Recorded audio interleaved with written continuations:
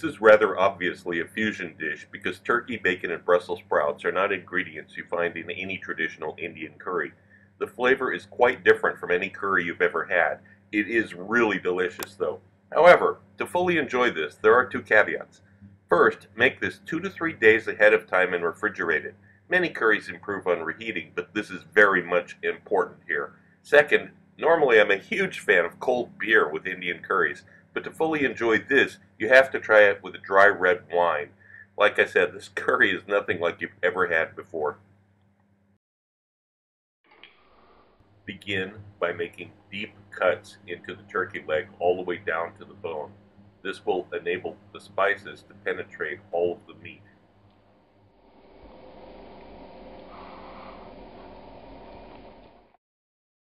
Now sprinkle on about 2 tablespoons of the tandoori spice mix and massage it well into the meat.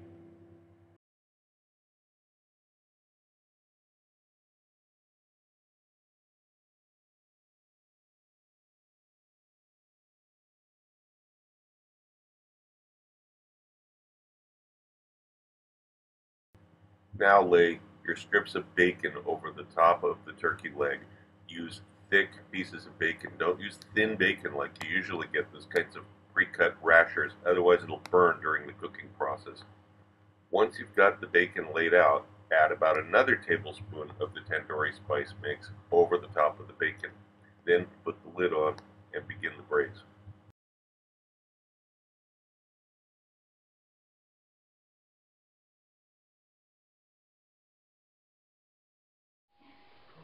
This is what it should look like after the braising time. Feel it to make sure that the meat is tender. Now pass the liquid that was in the braising dish through a strainer into a fat separating pitcher.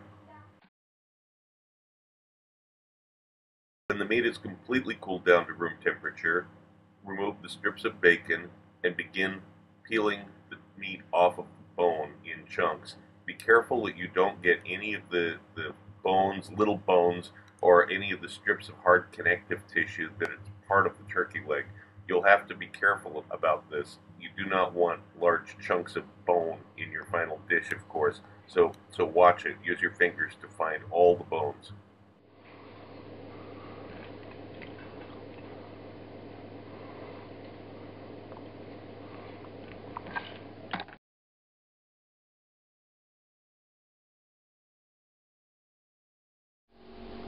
To show you here, this is what the juices that collected off of the turkey and bacon. I defatted them with the fat separating pitcher, and now we have something that's quite jelly-like, as you can see.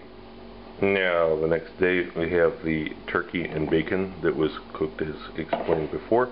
The onion, I'm using white onion in this case. You can use yellow onion, it's fine. This is a very complicated issue I'll try to address in the third volume of my cookbook. They have the tandoori spice mix. This is the one I made myself. You can purchase one, it'll be okay. Make it yourself, it'll be better. Cardamom pods, garlic cloves, about 22 grams. Ginger I'm going to grate later. Green chili I'm going to slice up later. And I've got tomatoes here that have been blanched and peeled. There's no skin on them, and also removed the stem ends. This is 300 grams. I have a pan here that's getting hot. Now you can use ghee for this. Ghee would be traditional. I'm actually going to use vegetable oil because it won't make any difference in this dish, and I tell you that from experience. I've made it both ways and tried it side by side.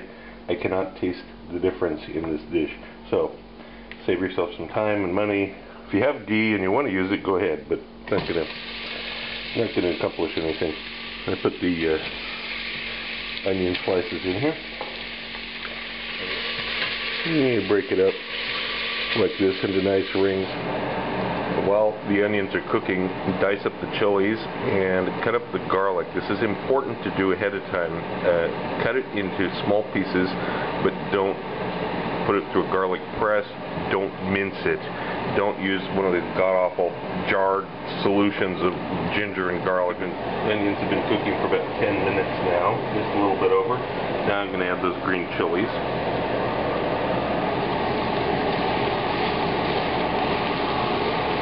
And we continue cooking it a little bit more. In here. And then 5 more minutes now.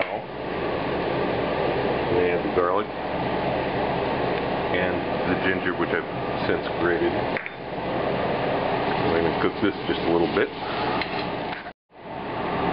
It's been 3 more minutes now, and there's some fond starting to form on the bottom of the pan, some fairly serious fond. I'm going to add those tomatoes that have been peeled, and the moisture coming off of this will help dissolve the fond.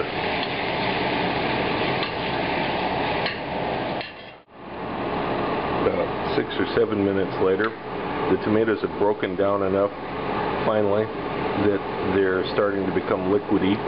The fond has been picked up from the bottom, and now I can add the other tablespoon of this tandoori spice.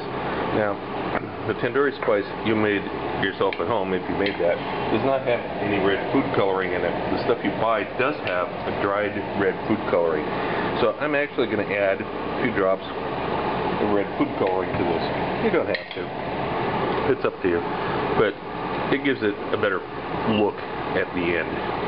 So this is going to continue to cook for a while, of course.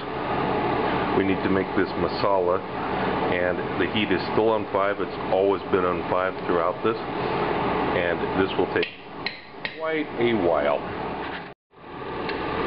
After about 20 to 25 minutes, depending on the heat of your stove, it starts to get to be quite thick, like this.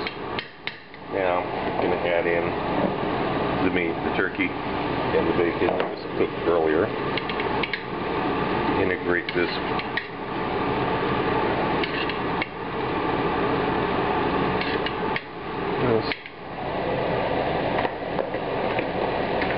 And then this gelatinous stock. You don't usually use stock in Indian food, but this isn't a traditional recipe, that's for sure. So you're going to get this up to where it's a simmer.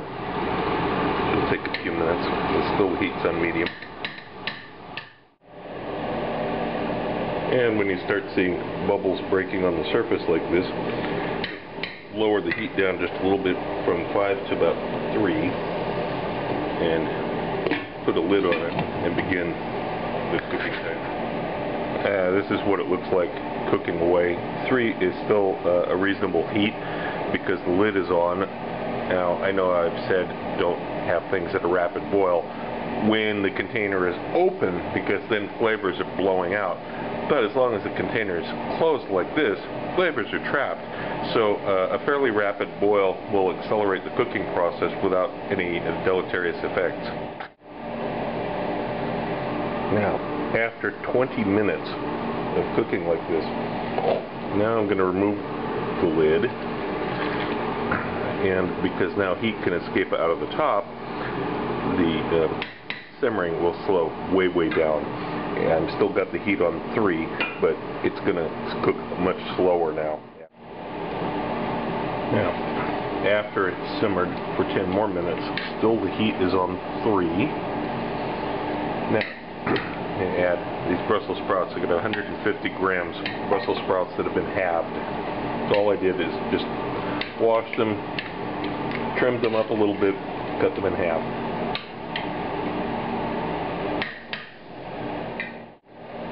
And after 10 more minutes, I'm going to add the cilantro, the minced cilantro to it. And I tasted it. It needs more salt. You should do the same thing. It needs about half a teaspoon of salt, something like that.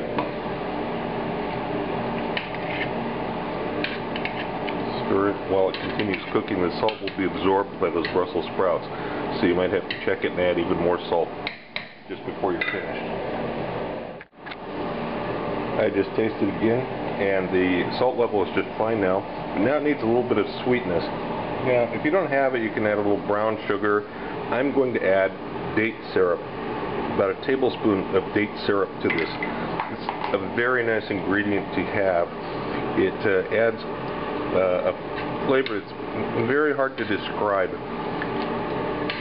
Very useful in savory dishes where you don't want to just add raw sugar to it. Brown sugar is okay too.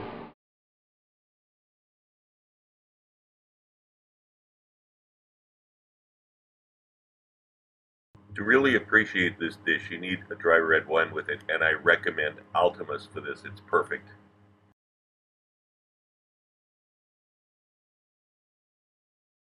The second volume of my cookbook is now available through Amazon and other booksellers. It covers the YouTube recipes from the last 8 months with more in-depth information.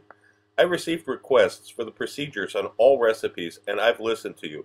Every recipe has step-by-step directions, and of course there are recipes that aren't on YouTube.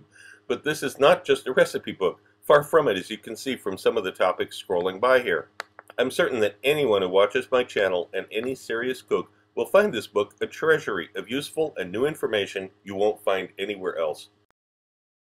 If you want to know more about my adventures as a chef around the world and have some great laughs along the way, be sure to check out the video tour of my book, 40 Years in One Night. It's up on YouTube right now. Click the link. Also look for my cocktail book, Cocktails of the South Pacific and Beyond, Advanced Mixology, available through Amazon online.